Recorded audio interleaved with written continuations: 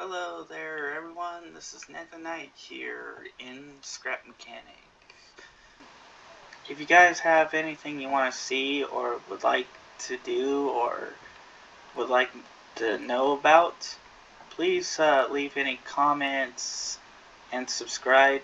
I can't get anywhere without your guys' help, so I greatly appreciate it if you guys can help me out by subscribing and commenting and all that fun stuff on my videos and stuff. I would really appreciate the help because I would love to make things more entertaining and fun for you guys. But yeah, so anyways, I'm gonna get to reorganizing everything real quick and all that fun stuff. So yeah, I'm planning to show you guys how to build a very efficient water system for your farms. Although right now what I have is kind of not the best because I need to upgrade it, but it's still pretty good for beginners. Right now the reason why I have this little design here is mostly aesthetics to make it look pretty. I also plan to show you guys how to build a gasless powered drill and saw where you can use the suspension glitch or whatever you want to call it to power your drills and use less gas. Some of the things you're gonna need. This is everything here is everything you need to make the efficient water system. So, oops, that's where the other one is. Okay, so let's put that down. Yeah, gonna put the controller. How you do it doesn't really matter. It's the connections and the settings that you use. For example, since I don't have a high enough piston, that's gonna be about where it goes because I've already experimented to make sure it goes right. This sensor that you put out here onto this little area, or this side, or whatever side you choose, but either way, the one that's not attached to the cannon, you want to make sure to put it as a switch, otherwise it's not going to work. And then pull these out. I usually put these on the sides just to make sure they're separate. You want one to be an XOR connected to that. You also want it connected to that. If I remember correctly, you also want to connect the XOR to the AND gate, which should be default. After that, I'm not sure which, let's place this piston down, then a block, and then this piston here, because that's higher upgraded, and also that's where the sensor is. Now to place down these.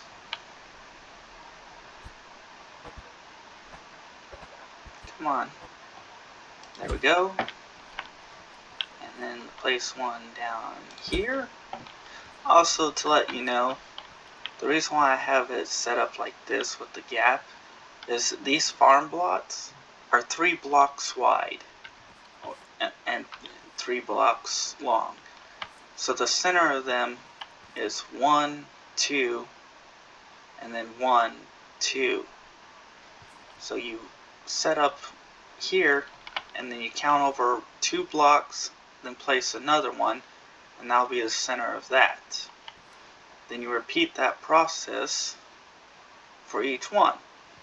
That way, this will fire directly on the plot. I'm sure there's ways to make it more efficient if you toy with it, but like you can probably make it hit 4 plots at a time, but realistically this is best and easiest. Now you want to put another sensor right about here, directly under that. This one should be connected, I believe, to this. I know this goes to here, to here, and here. I know I need a switch, which the switch goes to that one. Those go to this. This goes to, I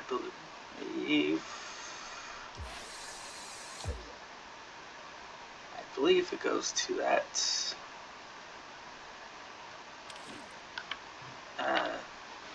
I'll have to test this out, but this is where it gets a little bit more complicated, and it's just a matter of experimenting realistically.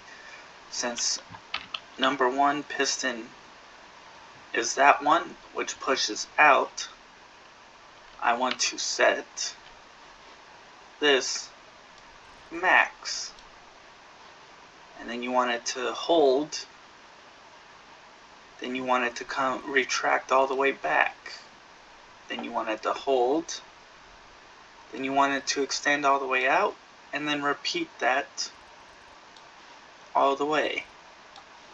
It becomes more efficient once you've actually upgraded the pistons and the controllers and all that. And I'll show you add-ons later on that you can do to minimize the number of pistons and stuff. So instead of having to use 3 pistons, if you want to add on every time, you can only use 2. But for this, the second part, the piston 2, you want that to extend out by 3 here. So it goes here, then holds for this one, so, and then it goes over, then it extends out by another 3, holds it, then extends out by another 3, holds it, and then repeat. So basically the pattern should be as this: extends, holds, extends, or basically the pattern should be like this. If it goes here to here to here, then to here, up to here, to here. So it just snakes its way across like this. And the same thing goes for this one, so you pretty much get the same thing. So these two are pretty much identical to each other. You just put it out like this. Since this one isn't fully upgraded, it's not going to reach like this. Or not fully upgraded, but upgraded to the same point as that, so it's not going to reach to that same level. I think I'm missing something on the connection, so I'm going to have to test it out real quick, but let's see.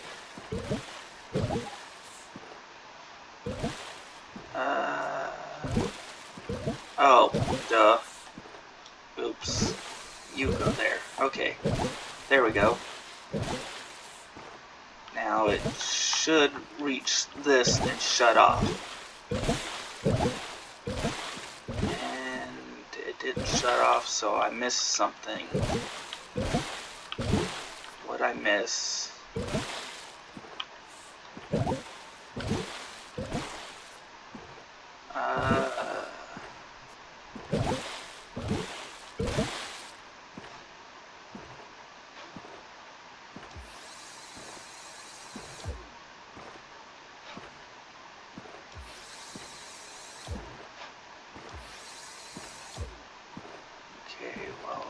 was there, so it didn't shut off, but it did do everything it was supposed to, so I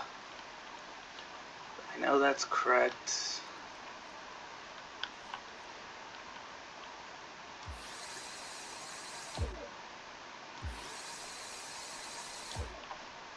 I should probably lower this down so that I can separate the connection.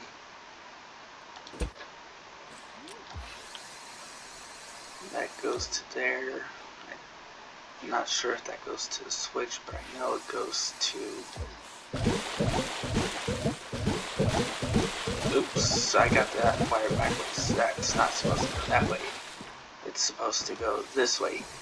For this part, the wiring does matter, because if you have it go from this one to that, you will get it glitchy out. If you have it from there to there, in other words, XOR to AND, it will actually work. I just got to figure out why I didn't get it to shut off like I wanted it to. So that's all programmed correctly.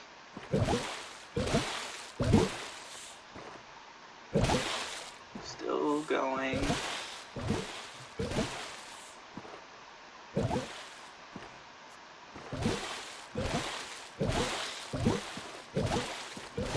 Okay, so it has to do with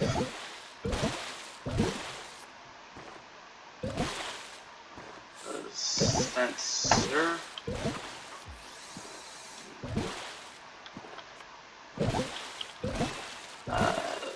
Hold on a sec. Yeah, give me a sec. I'm gonna try and figure this out real quick.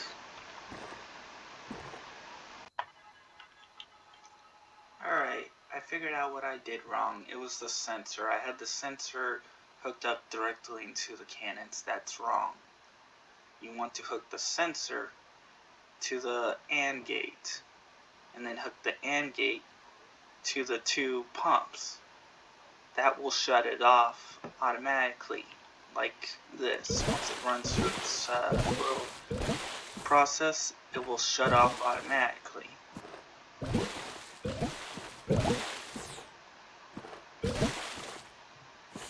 So just in case, I'll recap it in the proper order now that I have everything built.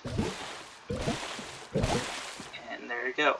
It shuts off and returns back to its regular process. You can speed it up by upgrading this. You can make it faster and more efficient. In other words, instead of taking slow like what it's doing, it can go even faster. But yes, I have it fixed now. So basically, what you want to do is place down the controller, an AND gate, an XOR gate, then place down your 3 pistons, your 2 cannons, then your 2 sensors. Depending on how you have this set up, you may end up having to adjust the position of this so that this reads it. But the sensor out here, you must have it as a switch. And warning, you may make sure to always connect the XOR to the AND, not AND to the XOR, as that will bug it out, as you've seen. This just takes playing around, but you want to make sure that it snakes like this, and that will most likely make it work. If it doesn't, then you simply play around with it until it does. It's actually very simple once you've played around.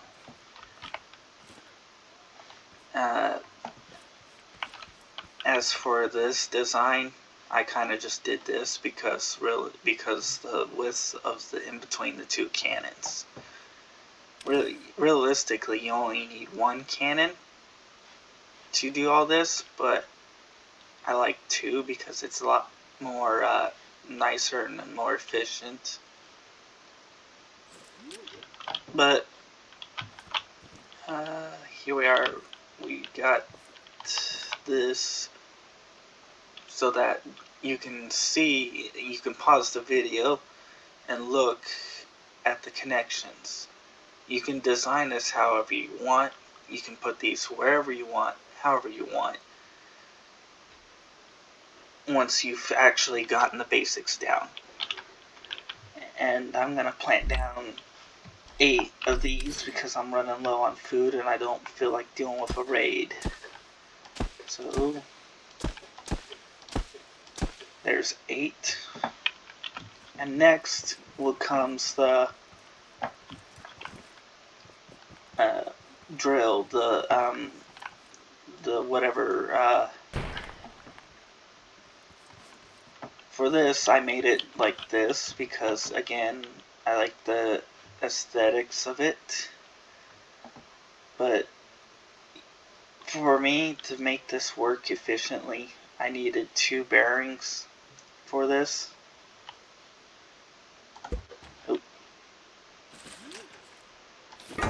No, don't hit that away. Come on. No, come back. But for me, you just place it down. You can place one down, then you can place these down.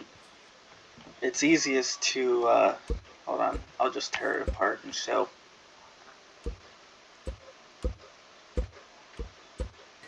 Also, be careful, as if you do it wrong, the suspension and that can end up causing it to fly away. But it's easiest to just do this as an example for aesthetic purposes. So let's actually extend that out. And then place the bearing there. You can use pretty much any of these things. Redesign. Let's grab this. Alright. Now you place that down. You can choose whatever a number of connections. Like you can actually use this T instead. I just use. I just like to make it aesthetically appealing and all that. So I put this here because it allows me to get that one design. And then you can place down the side first. Place down this side. Oops. If you hold shift and the mouse wheel, you can easily angle the parts like this. Then you place down one bearing there, one bearing there. You can also use blocks, but I like using pipes. Then you place down this. Then you can pretty much after that make it look. Oops.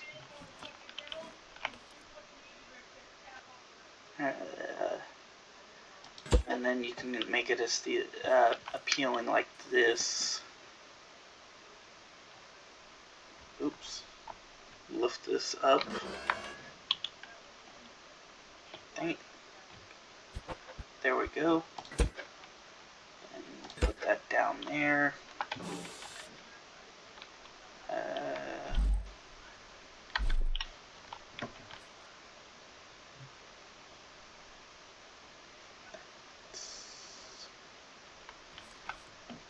Oh right, I used a couple extra pieces here. Oops.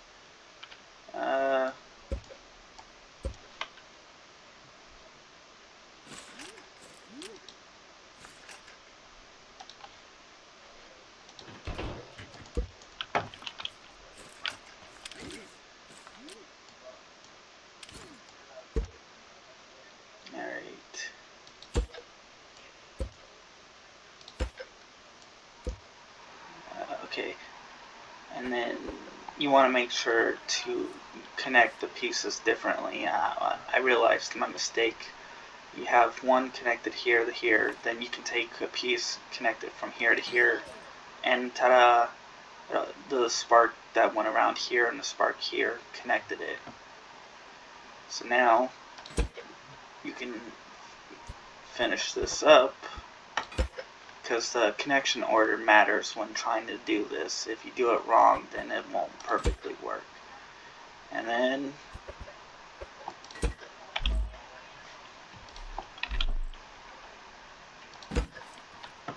you have the drill. Since I don't have pistons right now, the most I can do is just simply set it up like this. Take my connection, put it into one side like that, and turn this to 90. Turn that to fast. I don't have a switch, so let's actually, change this back to 90, and there we go. And ta-da! You got yourself a drill that works just as efficient as gas powered, and it works amazingly. I've already used it a couple times, and it can still hurt you. Now if you want it to drill correctly, you can either turn this to negative, or if you want it to look like it's drilling correctly, you can turn it to negative so it looks like it's drilling correctly, or you can flip this,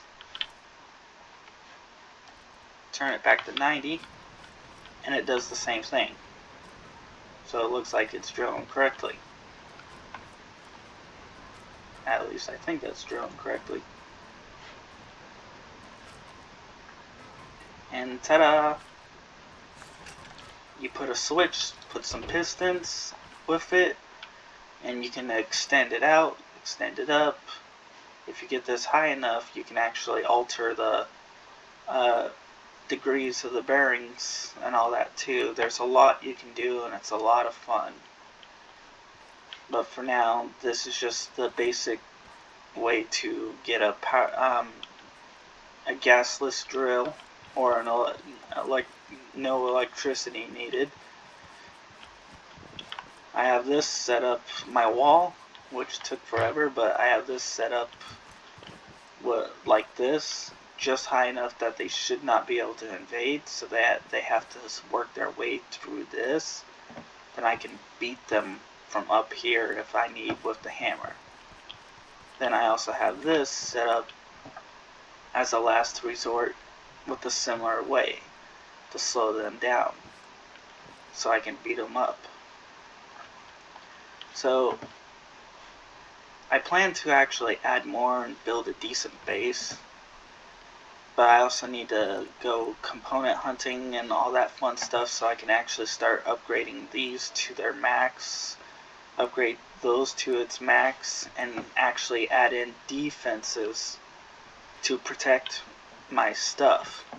For now, I could use saw blades and place them on the corners, or place them in any weak spots that I have, which will either slow the enemies down or cause them to not attack.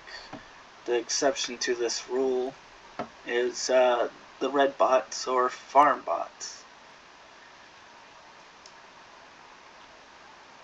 So I hope you guys enjoyed it. I hope you learned a little bit. Anyways, I'm gonna have to call it here for now. So I guess see ya and goodbye.